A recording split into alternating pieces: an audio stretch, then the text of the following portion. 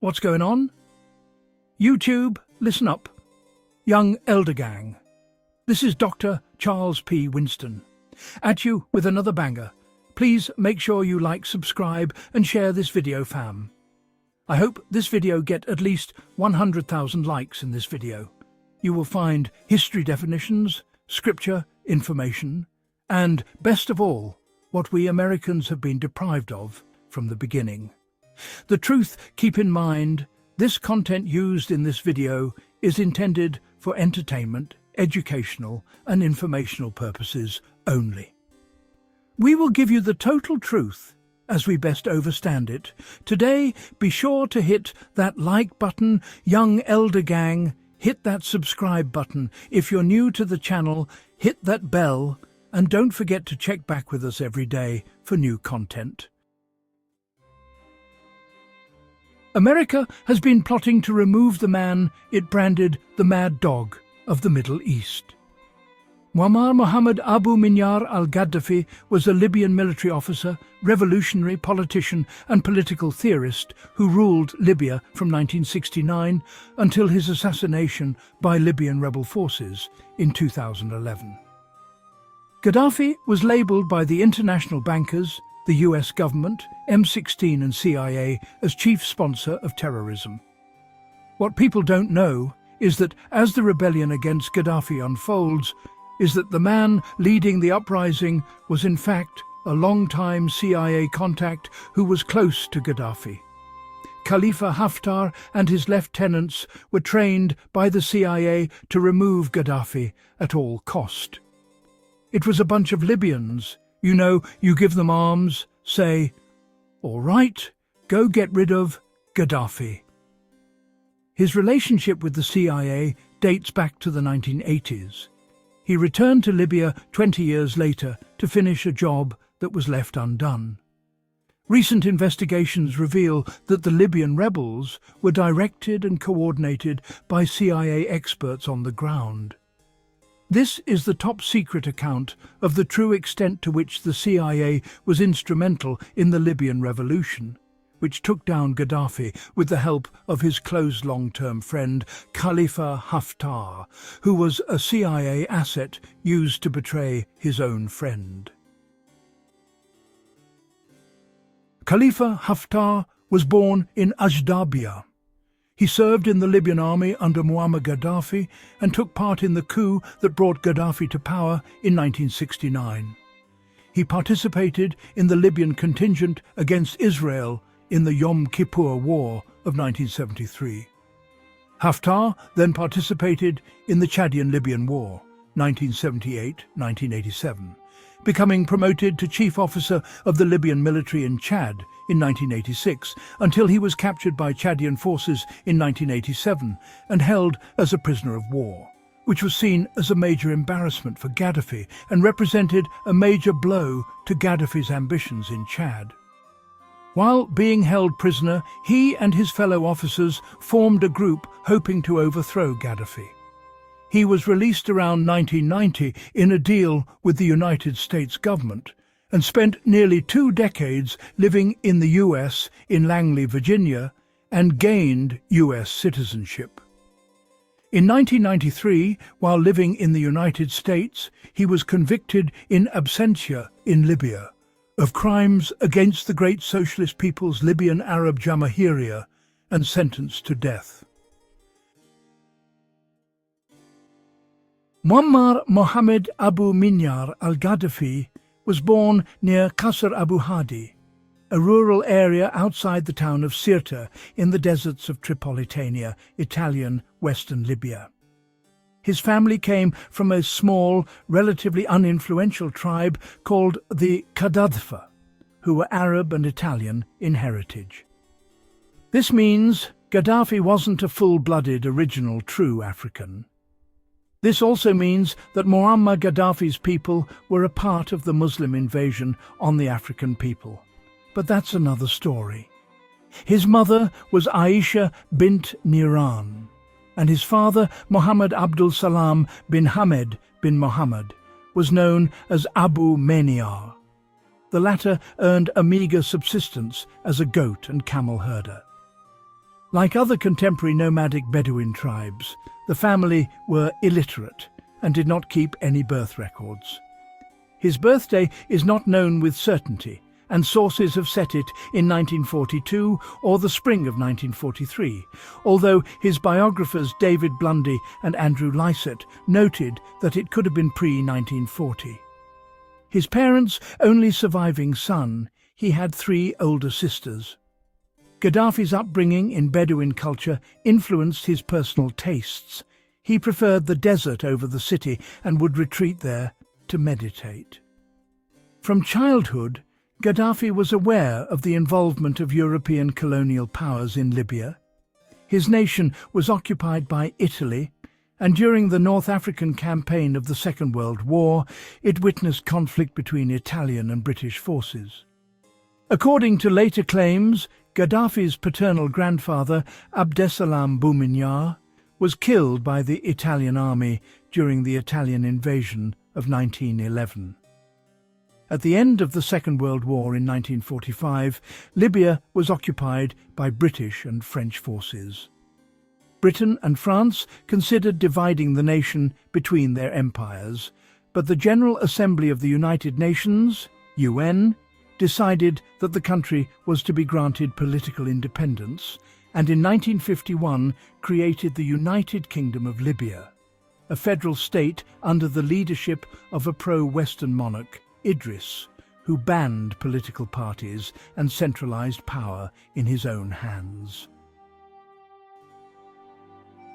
King Idris I, Sayyid Muhammad Idris as-Senussi, was the first and only king of the United Kingdom of Libya, reigning from its independence in 1951 until he was overthrown by a military coup led by Muammar Gaddafi in 1969.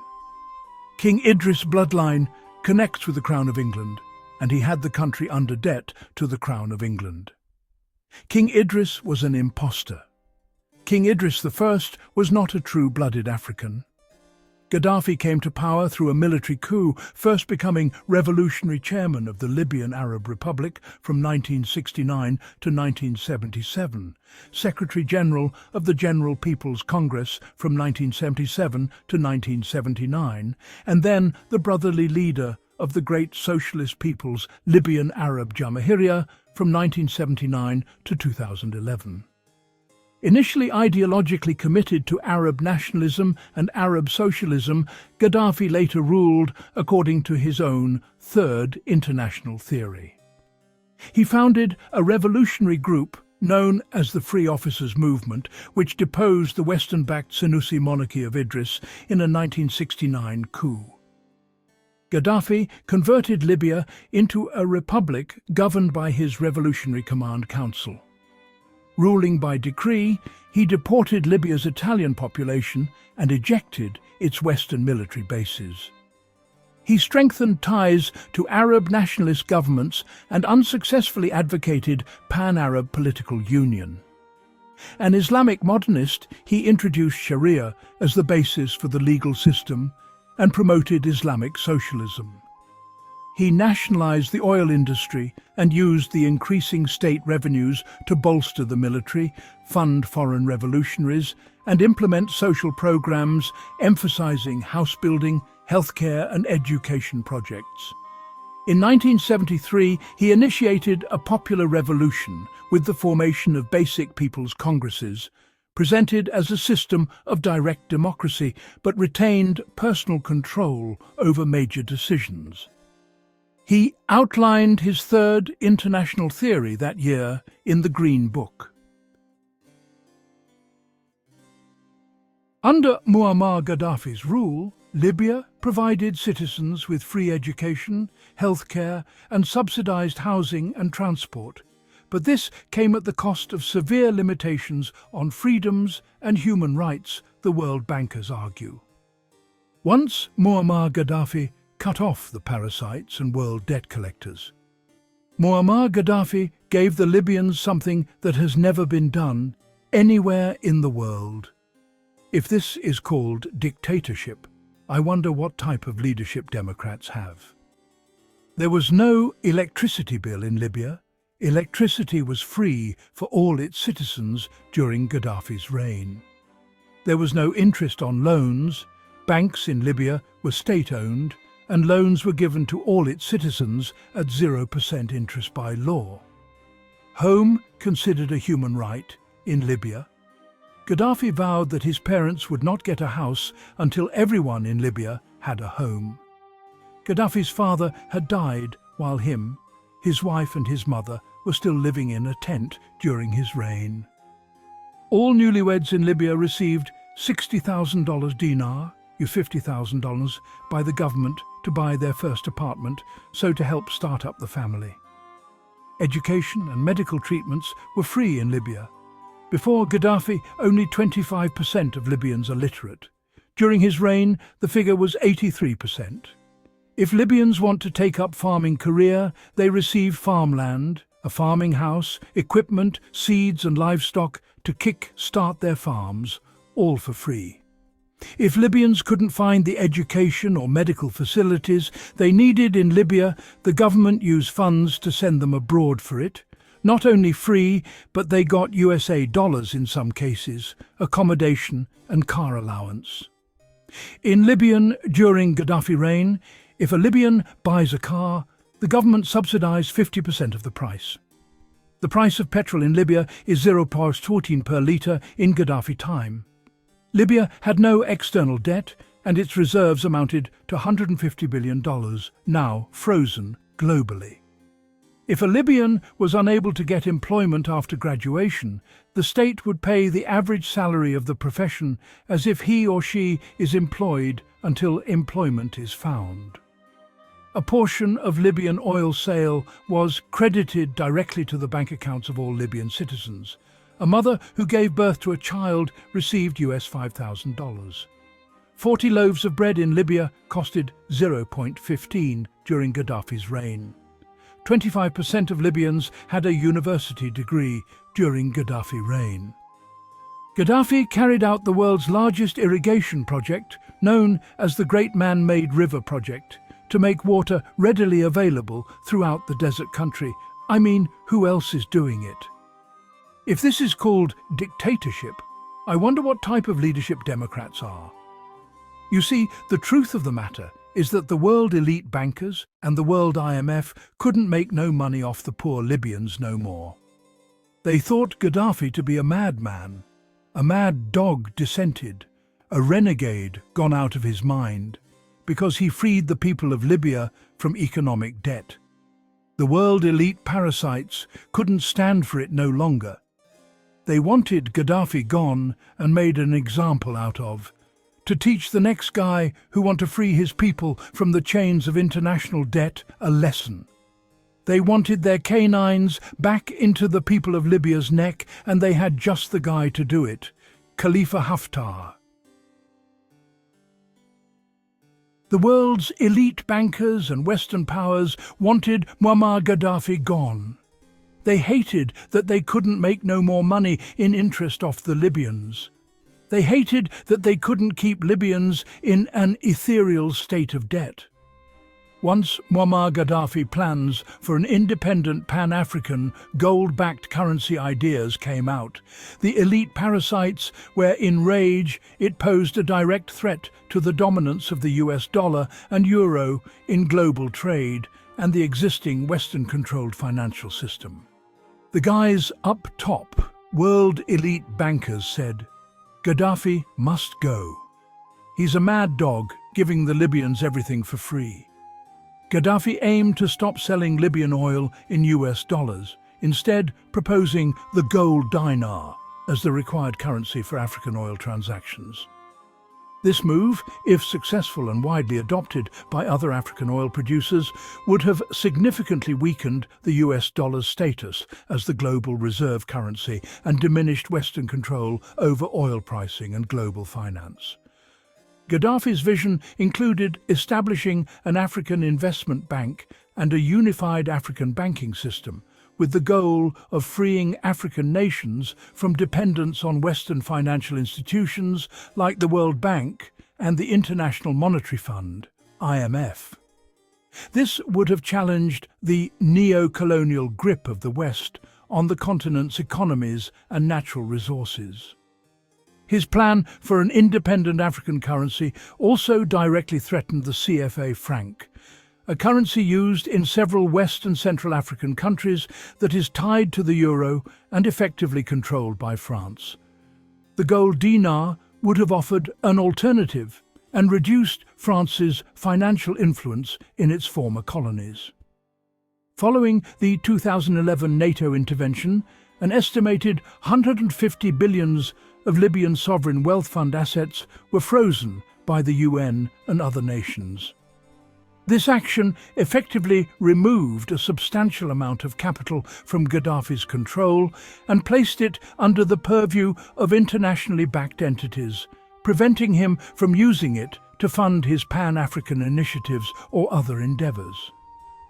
Gaddafi had previously nationalised foreign-owned petroleum assets in the 1970s and sought to ensure that Libya's oil revenues were used for the benefit of its citizens, e.g. providing free education, healthcare and interest-free loans, rather than flowing to Western corporations. This focus on economic independence and state control over resources was fundamentally at odds with Western capitalist interests. The elite banking world view these moves as a direct existential threat to the established global financial order, providing a strong motivation for supporting interventions aimed at his removal. The CIA and the broader US government were tasked with getting rid of Muammar Gaddafi. They used propagandists to turn Muammar into a state sponsor of terrorism, nicknaming him the Mad Dog of the Middle East. They linked Gaddafi's government with numerous anti-Western militant groups and specific terrorist attacks, notably the 1986 Berlin discotheque bombing and the 1988 Lockerbie bombing, painting him as an international terrorist, some of which were allegedly staged to frame Gaddafi. It's business. It's nothing personal. Removing him was the primary goal in the so-called War on Terror.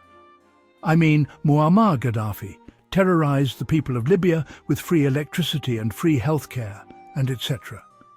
They labelled Gaddafi's government as openly hostile to the US dollar and other Western powers, frequently opposing the expansion and colonizing of US and NATO military power, especially in Africa. Gaddafi often provided financial and logistical support to a wide variety of opposition and rebel groups across the globe who wanted free from world elite money, hungry control freaks and parasites, which the US viewed as a threat to its interests and regional stability. During the 2011 uprising staged by the CIA, the public justification for the US and NATO-led military intervention was the need to protect Libyan civilians from potential mass atrocities by Gaddafi's forces, they told the world. The international community invoked a UN Security Council resolution to establish a no-fly zone and take all necessary measures to this end. Some analyses and theories suggest other, less overt motivations. These include control over Libya's significant oil and gas resources, concerns about Gaddafi's plans to introduce a gold-backed African currency that would challenge the US dollar and the French francs' influence in Africa, and a desire to maintain Western influence in the strategically important Mediterranean region. According to some reports and declassified documents, the CIA had a long-standing, multi-decade interest in orchestrating his removal, involving support for Libyan opposition groups and encouraging assassination or coup attempts as early as the Reagan era. Actual declassified information and historical reports, the CIA's role in the downfall of Muammar Gaddafi would involve long-term intelligence gathering, covert support for opposition forces, and providing tactical intelligence for NATO airstrikes during the 2011 Libyan civil war, all coup by CIA. The CIA maintained a focus on Gaddafi and his activities for decades, gathering intelligence related to US oil interests, his hostility toward the United States, and his support for international labeled terrorism.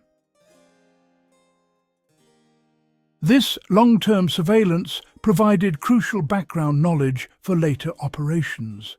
The dynamic was complex. For some years after 2003, the US and British intelligence services actually worked with Gaddafi's regime on counter-terrorism efforts, including the controversial rendition of suspects to Libya for interrogation, as Libya normalized relations with the West. According to some documentary sources, the CIA had a decades-long plan to orchestrate a revolt against Gaddafi, and some key rebel leaders, such as Khalifa Haftar, were long-time CIA allies who were trained by the agency for over 20 years. Since the rebels did not want overt foreign military assistance, the US and its allies provided covert assistance to keep their hands clean in world view, including arms shipments to the opposition. Small teams of US and British special forces were on the ground in Libya to gather intelligence and coordinate airstrikes, particularly on the locations of Gaddafi's surface-to-air missiles. The US was a key part of the NATO military intervention, which was mandated by a UN Security Council resolution to protect civilians and enforce a no-fly zone. US and NATO aircraft conducted thousands of sorties and bombing missions that destroyed Gaddafi's military capabilities.